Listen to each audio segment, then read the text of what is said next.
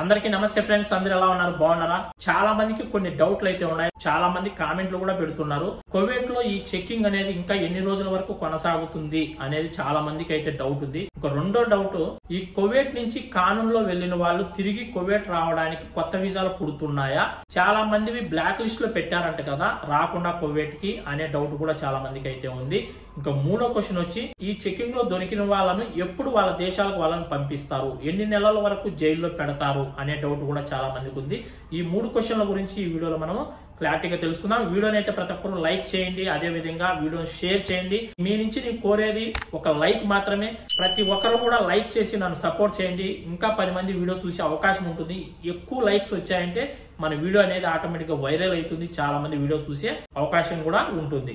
అదే విధంగా కొత్త వాళ్ళు ఎవరైనా చూస్తుంటే సబ్స్క్రైబ్ చేసుకోండి, పక్కన ఉన్న బెల్ ఐకాన్ ఆన్ లో పెట్టుకోండి. మనం పెట్టే వీడియో మీకు ముందుగానే నోటిఫికేషన్ వస్తుంది. మీకు ఎలాంటి డౌట్స్ ఉన్నా కూడా నాకు కామెంట్ చేయండి, ఖచ్చితంగా నేను మీకు రిప్లై ఇస్తాను. నా ఇన్స్టాగ్రామ్ కూడా ఫాలో అవ్వండి, మన ఛానల్ పేరే ఉంటుంది జీకేపీ తెలుగు వ్లాగ్స్ అని. మీరు ఇన్స్టాలో టైప్ చేశారంటే మీకు ఐడి ఓపెన్ అవుతుంది. ఫాలో అయ్యి మీకు ఎలాంటి డౌట్స్ ఉన్నా కూడా ఇన్స్టాలో కూడా నాకు కామెంట్ చేయండి, ఖచ్చితంగా మీకు రిప్లై ఇస్తాను. ఇంకా వీడియోలోకి వెళ్ళిపోదాం. ఫస్ట్ క్వశ్చన్ వచ్చి, కువైట్ లో చెకింగ్ అనేది ఇప్పుడే ఆపే ప్రసక్తి లేదని ఆల్రెడీగా కువైట్ గవర్నమెంట్ తేల్చి చెప్పింది. అకామా లేని వాళ్ళు, పారిపోయిన వాళ్ళు, ఇలాంటి వాళ్ళందరూ దగ్గర కువైట్ లో ఇంకా 90,000కు పైగానే ఉన్నారు అనేది కువైట్ గవర్నమెంట్ కి ఆల్రెడీగా తెలుసు. వీళ్ళందరినీ పట్టుకునేంత వరకు, ప్రతి ఒక్కరిని పట్టుకునేంత వరకు ఈ చెకింగ్ అనేది ఆపము. కొన్ని నెలల వరకు ఈ చెకింగ్ అనేది ఇలానే జరుగుతుంది అని కువైట్ గవర్నమెంట్ తేల్చి చెప్పింది కఠినంగా. అకామా ఉన్న వాళ్ళకు కూడా చాలా ఇబ్బంది అయిపోయింది ఇప్పుడు పాపం. ఎందుకంటే అకామాలు ఉన్న వాళ్ళు కూడా పనులకు వెళ్ళాలంటే చాలా ప్రాబ్లం అయిపోయింది. ఆ పనులు చేసే ప్లేసులో ఒకవేళ చెకింగ్ వచ్చారనుకోండి, ఖచ్చితంగా వాళ్ళు కూడా దొరికిపోతారు. ఎందుకు?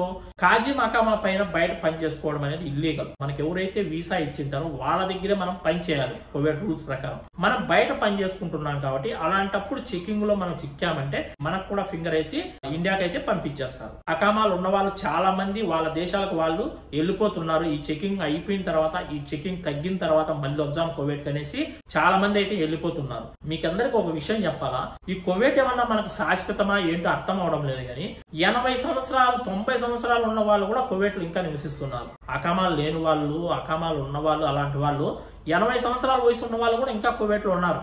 నేను చాలా మందిని చూస్తున్నా. పాపం వాళ్ళు దావ కూడా సరిగ్గా నడవలేకున్నారు. అలాంటి వాళ్ళు ఇంకా కువైట్ లో ఉన్నారు. ఈ కువైట్ మనకి ఏమైనా శాశ్వతమా?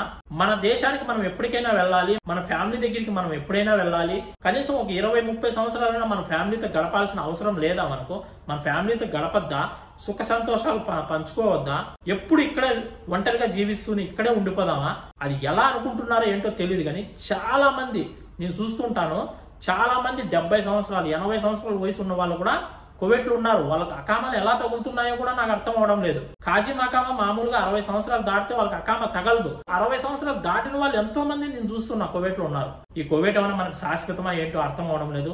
మనమేదో బతకడానికి పొట్ట చేత పట్టుకొని కొన్ని సంవత్సరాలు ఇక్కడ ఉండి పని చేసుకొని మనకి ఇంటి దగ్గర ఉన్న అప్పులు కావచ్చు, మనకున్న ఇబ్బందులు అన్ని తీర్చుకున్న తర్వాత మళ్ళీ మన దేశానికి మనం వెళ్ళి మన ఫ్యామిలీతో సుఖంగా సంతోషంగా మన ఇండియాలో మనం జీవిస్తే దానికి ఒక అర్థం ఉంటుంది. ఇక్కడే చచ్చిపోయి డెడ్ బాడీని ఇండియాకు పంపించేంత వరకు కూడా కువైట్ లోనే ఉన్నాం అనుకునే వాళ్ళు చాలా మంది అయితే ఉన్నారు. ఇది నిజమా కాదనేది కూడా ఖచ్చితంగా మీరు కామెంట్ చేయండి నేను చెప్పింది. ఇంకా రెండో క్వశ్చన్ వచ్చి, కానూన్ లో వెళ్లిన వాళ్ళకు కొత్త వీసాలు పుడుతున్నాయా లేదా? కానూన్ లో వెళ్లిన వాళ్ళను బ్లాక్ లిస్ట్ లో పెట్టేశారంట అనేది చాలా మందికి అయితే డౌట్ ఉంది. కానూన్ ఎవరైతే ఉపయోగించుకొని వాళ్ళ దేశాలకు వాళ్ళు వెళ్ళింటారో ఖచ్చితంగా తిరిగి మళ్ళీ మీరు కువైట్కి రావచ్చు. మీకు ఎలాంటి భయము లేదు, మీరు ఎవరి మాట నమ్మాల్సిన అవసరం లేదు. ఖచ్చితంగా మీకు కొత్త వీసాలు పుడతాయి. కువైట్ గవర్నమెంట్ కానూన్ అనేది ఎందుకు పెట్టింది? ఈ కానూన్ ని ఉపయోగించుకొని మీ దేశాలకు మీరు వెళ్ళి మళ్ళీ మీరు కొత్త వీసా పైన కువైట్కి వచ్చి ఇక్కడ జాబ్ చేసుకోండి. కువైట్ గవర్నమెంట్ కానూన్ అనేది పెట్టింది. ఈ కానూన్ ని చాలా మంది ఉపయోగించుకోలేదు. ఒక 35,000 మంది ఉపయోగించుకున్నారు అంతే కానూన్. ఇంకా 90,000 మందికి పైగా ఈ కానూన్ ఉపయోగించుకోకుండా ఇక్కడనే ఉన్నారు. ఏమైతుంది లేని ఇప్పుడు ఈ చెకింగ్ ఎంత కఠినంగా చేస్తున్నారు కువైట్ లో. ఈ కానూన్ లో వెళ్లిన వాళ్ళకి ఎలాంటి ఇబ్బంది లేదు. ఖచ్చితంగా మీకు కొత్త వీసాలు పుడతాయి. మీరు కావాలంటే ట్రై చేయండి. ఇంకా ఇప్పుడు కానూన్ కూడా కువైట్ లో అయిపోయింది కాబట్టి మీరు కావాలంటే మీ పాస్పోర్ట్ కాపీలు ఎవరైనా మీకు వీసా తీసే వాళ్ళు ఉంటే పంపించండి. ఖచ్చితంగా మీకు కొత్త వీసాలు అయితే పుడతాయి. మిమ్మల్ని ఎవరిని బ్లాక్ లిస్ట్ లో అయితే పెట్టలేదు. మీరు ఖచ్చితంగా వైట్ పాస్పోర్ట్ ద్వారా మీరు ఇండియాలో మళ్ళీ ఒరిజినల్ పాస్పోర్ట్ అయితే చేయించుకొని పెట్టుకోండి. మీరు మళ్ళీ కువైట్ రావాలంటే వైట్ పాస్పోర్ట్ ఉంటే చాలు కదా మీ కువైట్కి రావచ్చు అని చాలా మంది అనుకొని ఉంటారు. వైట్ పాస్పోర్ట్ అనేది కువైట్ నుంచి వెళ్ళేంత వరకే కువైట్ గవర్నమెంట్ మనకి ఇచ్చింది. మళ్ళీ మనం తిరిగి కువైట్కి రావాలంటే ఖచ్చితంగా మనము ఇండియాలో ఒరిజినల్ పాస్పోర్ట్ అనేది చేయించుకొని మీరు వీసాకు అనేది అప్లై చేసుకోండి. ఖచ్చితంగా మీకు వీసా పుడుతుంది.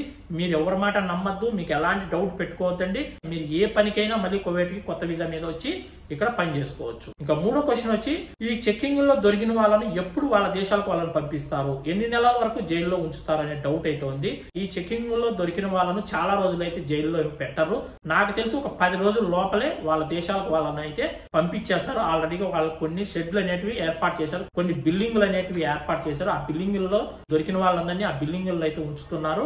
ఒక వారం లోపల వాళ్ళ ప్రాసెస్ అంతా పూర్తి చేసేసి వాళ్ళకి ఫింగర్ ఇచ్చేసి వాళ్ళను వాళ్ళ దేశాలకు ఖచ్చితంగా పంపించేస్తారు. అయితే మనం అనుకున్న ప్లేస్ కి అయితే పంపించరు.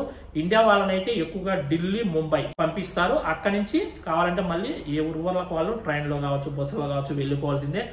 చెన్నైకి వెళ్ళాలన్నా, బెంగళూరు వెళ్ళాలా, ఈ విధంగా అయితే పంపిరు. ఎందుకంటే వీళ్ళే ఫ్రీగానే మనకు ఫ్లైట్ బుక్ చేసి మనల్ని పంపిస్తారు కాబట్టి అందరినీ ముంబైకి కానీ ఢిల్లీకి కానీ పంపిస్తారు ఇండియా వాళ్ళందరినీ. ఇంకా వేరే దేశస్తులు వాళ్ళ దేశాలకు వాళ్ళని అయితే ఖచ్చితంగా ఒక 10 రోజుల లోపలే పంపించేస్తారు. జైల్లో ఉన్నంత వరకు ఫుడ్ కావచ్చు, వాళ్ళకి మంచి చెడ్డలన్నీ కూడా కువైట్ గవర్నమెంట్ మంచిగా చూసుకుంటుంది. వాళ్ళకి ఎలాంటి ఇబ్బంది పెట్టదు. జైల్లో ఏమి వాళ్ళని కొట్టడం, తిట్టడం అలాంటివన్నీ ఏమీ చేయరు. వాళ్ళని పట్టుకొని తీసుకెళ్లి ఆ రూమ్లో పెడతారు.